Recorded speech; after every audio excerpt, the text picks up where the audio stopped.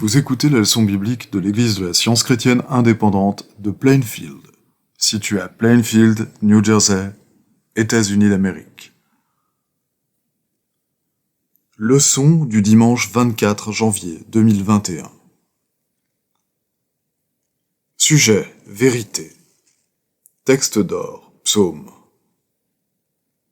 Enseigne-moi tes voies, ô Éternel. Je marcherai dans ta fidélité. Lecture alternée, psaume. Poussez vers l'Éternel des cris de joie, vous tous, habitants de la terre. Servez l'Éternel avec joie, venez avec allégresse en sa présence. Sachez que l'Éternel est Dieu.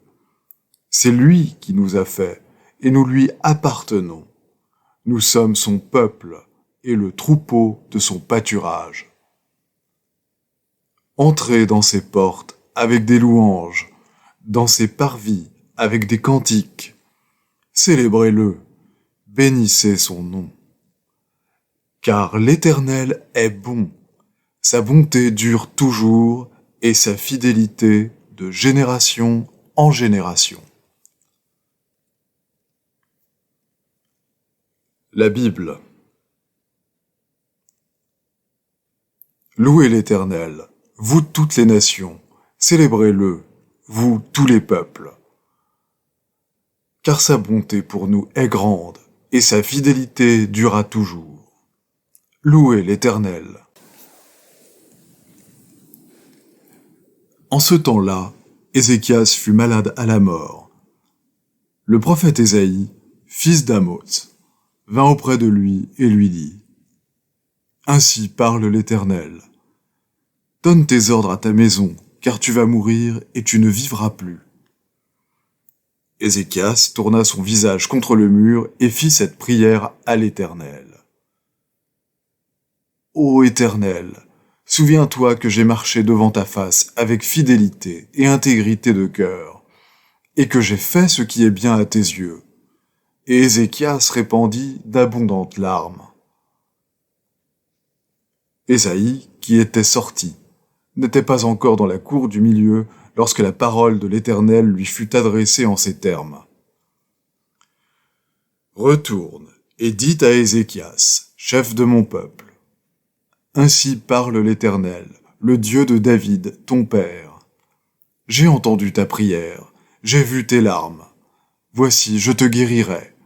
Le 3e jour, tu monteras à la maison de l'Éternel. J'ajouterai à tes jours 15 années. Je te délivrerai, toi et cette ville, de la main du roi d'Assyrie. Je protégerai cette ville à cause de moi et à cause de David, mon serviteur. Ésaïe dit : Prenez une masse de figues. On la prit et on l'appliqua sur l'ulcère, et Ézéchias guérit. Ézéchias avait dit à Ésaïe : À quel signe connaîtrai-je que l'Éternel me guérira et que je monterai le 3e jour à la maison de l'Éternel ? Et Ésaïe dit : Voici, de la part de l'Éternel, le signe auquel tu connaîtras que l'Éternel accomplira la parole qu'il a prononcée. L'ombre avancera-t-elle de 10 degrés ou reculera-t-elle de 10 degrés ? Ézéchias répondit : C'est peu de choses que l'ombre avance de 10 degrés, mais plutôt qu'elle recule de 10 degrés. Alors Ésaïe, le prophète, invoqua l'Éternel, qui fit reculer l'ombre de 10 degrés sur les degrés d'Akaz, où elle était descendue. Ô Éternel, tu es mon Dieu, je t'exalterai. Je célébrerai ton nom, car tu as fait des choses merveilleuses. Tes desseins conçus à l'avance se sont fidèlement accomplis. Il anéantit la mort pour toujours. Le Seigneur, l'Éternel, essuie les larmes de tous les visages. Il fait disparaître de toute la terre l'opprobre de son peuple, car l'Éternel a parlé. Le Seigneur sut que les pharisiens avaient appris qu'il faisait et baptisait plus de disciples que Jean. Alors il quitta la Judée et retourna en Galilée. Comme il fallait qu'il passât par la Samarie, il arriva dans une ville de Samarie, nommée Sichar, près du champ que Jacob avait donné à Joseph, son fils. Là se trouvait le puits de Jacob. Jésus, fatigué du voyage, était assis au bord du puits. C'était environ la 6e heure. Une femme de Samarie vint puiser de l'eau. Jésus lui dit, « Donne-moi à boire. » La femme samaritaine lui dit, « Comment toi, qui es juif, me demandes-tu à boire, à moi qui suis une femme samaritaine ?» Les Juifs, en effet, n'ont pas de relation avec les Samaritains.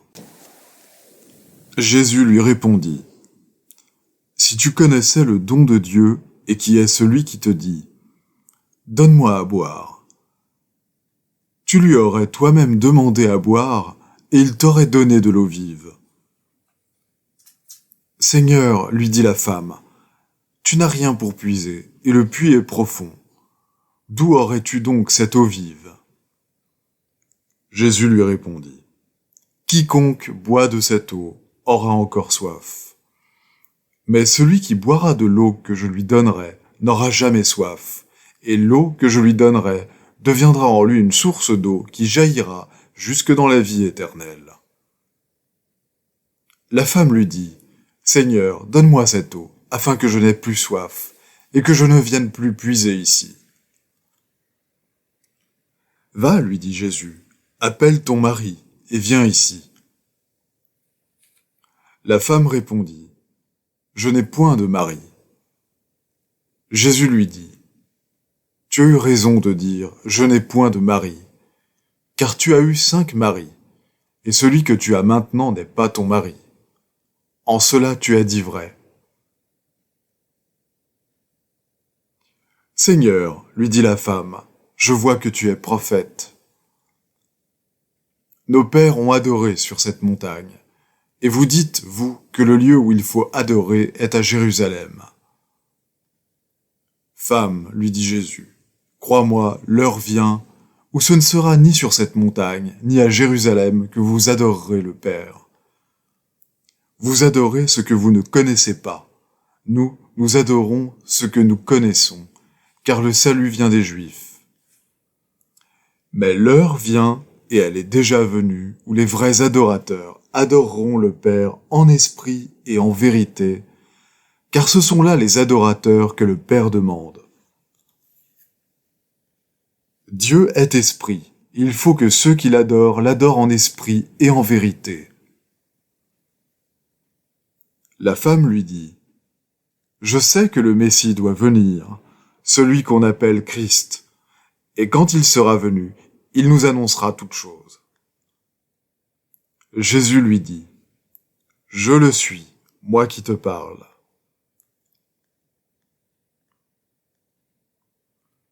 Après avoir ainsi parlé, Jésus leva les yeux au ciel et dit, « Père, l'heure est venue, glorifie ton Fils, afin que ton Fils te glorifie. J'ai fait connaître ton nom aux hommes que tu m'as donnés du milieu du monde. Ils étaient à toi, et tu me les as donnés, et ils ont gardé ta parole. Sanctifie-les par ta vérité, ta parole est la vérité. »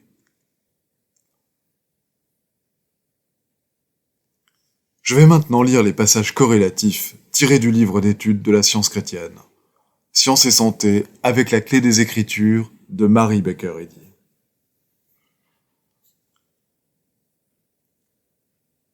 L'heure des penseurs a sonné. La vérité indépendante des doctrines et des systèmes consacrés par le temps frappe à la porte de l'humanité. La satisfaction dans le passé et le froid formalisme du matérialisme sont en train de disparaître. L'ignorance concernant Dieu n'est plus le marchepied de la foi. La seule garantie d'obéissance est de bien comprendre celui dont la connaissance exacte est la vie éternelle. Bien que les empires tombent, l'Éternel règne éternellement. En science divine, l'homme est la vraie image de Dieu.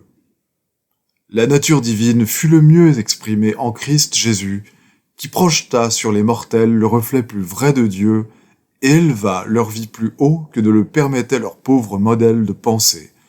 Pensée qui représentait l'homme comme déchu, malade, pécheur et mourant. La compréhension, semblable à celle de Christ, de l'être scientifique et de la guérison divine, renferme un principe parfait et une idée parfaite.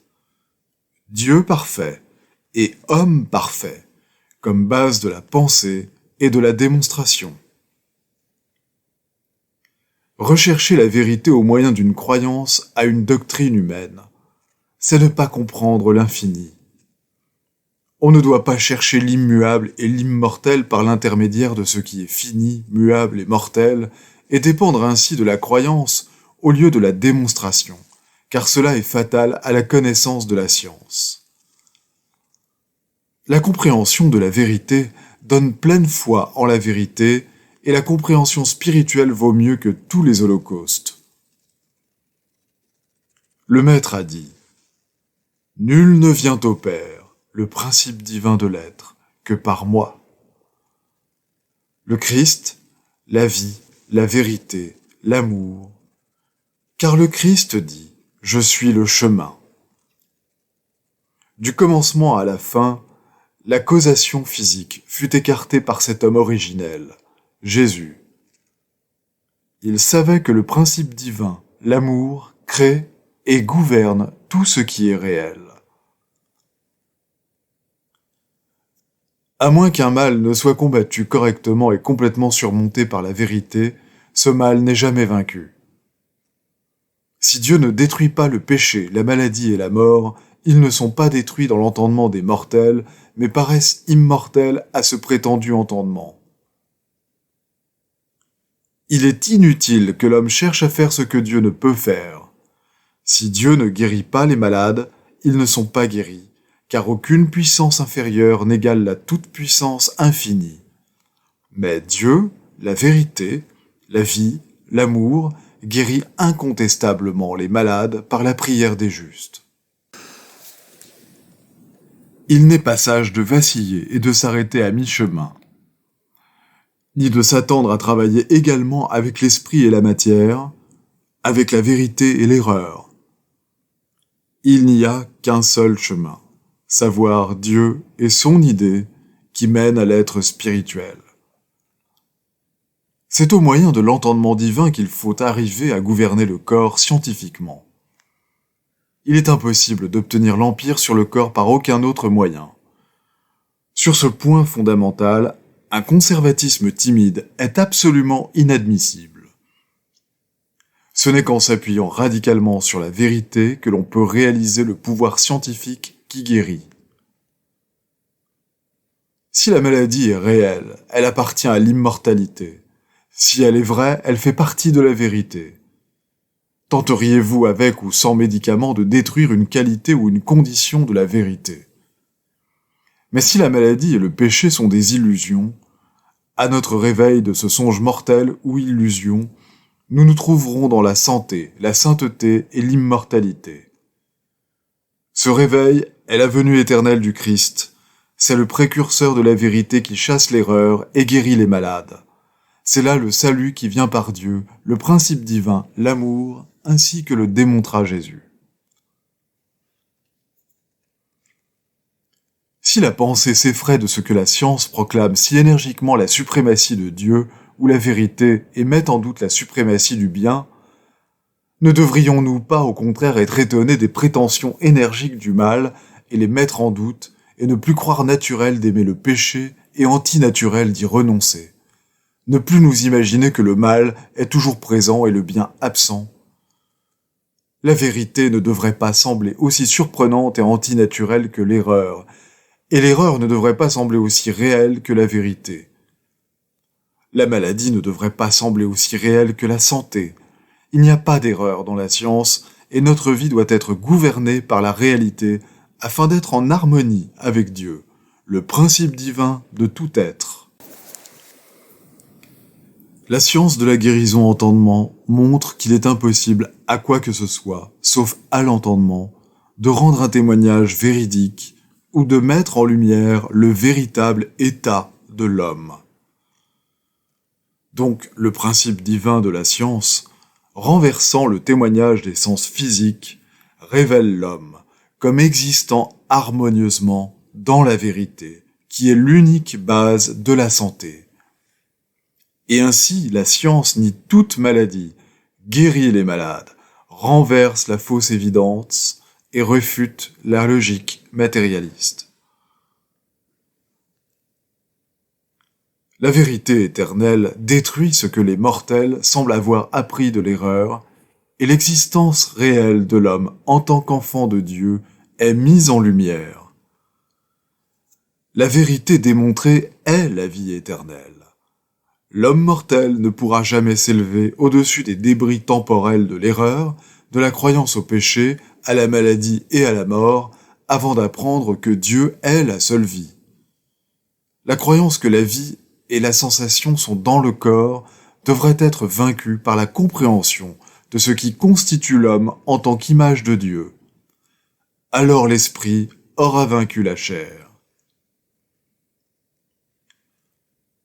Parce que la vérité est omnipotente en bonté, l'erreur, le contraire de la vérité, n'a aucune puissance. La confiance qu'inspire la science repose sur le fait que la vérité est réelle et l'erreur irréelle. L'erreur est une lâche devant la vérité. La science divine soutient qu'avec le temps, tout cela sera prouvé. Les mortels perçoivent mieux que jamais auparavant la vérité et l'erreur, et la vérité apparaîtra encore plus clairement à mesure que l'erreur se détruira. Le tonnerre du Sinaï et le sermon sur la montagne poursuivent les siècles et les rejoindront, réprouvant toute erreur dans leur course et proclamant le royaume des cieux sur la terre. La vérité est révélée. Il n'y a qu'à la mettre en pratique. Les devoirs quotidiens de Mary Baker Eddy. Prière quotidienne. Il sera du devoir de tout membre de cette Église de prier chaque jour. Que ton règne vienne, que le règne de la vérité, de la vie et de l'amour divin soit établi en moi, et élimine de moi tout péché. Et puisse ta parole enrichir les affections de toute l'humanité et la gouverner. Règles pour les mobiles et les actes. Ni l'animosité, ni un attachement purement personnel ne doivent déterminer les mobiles ou les actes des membres de l'Église mère. Dans la science, l'amour divin seul gouverne l'homme, et un scientiste chrétien reflète les douces aménités de l'amour en réprouvant le péché et en manifestant un véritable esprit de fraternité, de charité et de pardon. Les membres de cette Église doivent journellement veiller et prier, pour être délivrés de tout mal, pour ne pas prophétiser, juger, condamner, conseiller, influencer ou être influencé d'une manière erronée. Vigilance face au devoir. Il sera du devoir de chaque membre de cette Église de se défendre journellement contre la suggestion mentale agressive et de ne pas se laisser entraîner à oublier ou à négliger son devoir envers Dieu, envers son leader et envers l'humanité.